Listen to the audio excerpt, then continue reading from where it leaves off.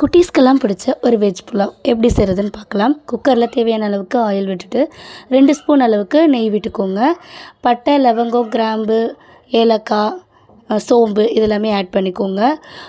ஒரு கைப்பிடி அளவுக்கு வெங்காயம், 2 பச்சை மிளகாவை கீறி விட்டுருக்கேன், ஒரு 2 தக்காளி இதெல்லாம் சேர்த்து நல்லா வதக்கிக்கோங்க. இது வதங்குறதுக்கு தேவையான அளவுக்கு உப்பும் சேர்த்துக்கோங்க.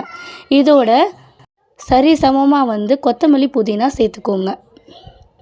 எல்லாமே நல்லா வதங்கணும். வதங்கின பிறகு நம்ம கட் பண்ணி வச்சுருந்த காயெல்லாம் ஆட் பண்ணிக்கலாம். நான் பட்ரு பீன்ஸு, கேரட்டு, பீன்ஸு சேர்த்துருக்கேன். அப்புறம் காய் வதங்கும் போது ஒரு 1½ ஸ்பூன் அளவுக்கு இஞ்சி பூண்டு பேஸ்ட்டும் சேர்த்து வதக்கி விட்டுக்கோங்க. போதும், இந்த அளவுக்கு வதங்கினா போதும். நான் இதுக்கு பச்சை மிளகா மட்டும்தான் காரத்துக்கு ஆட் பண்ணியிருக்கேன். மற்ற எந்தவித ஸ்பைசஸும் நான் ஆட் பண்ணவே இல்லை. மசாலா ஐட்டம் சொல்கிறேன், ஆட் பண்ணலை. ஸோ ஒரு உலக்கு அரிசிக்கு 3 உலக்கு தண்ணி சேர்த்துருக்கேன்.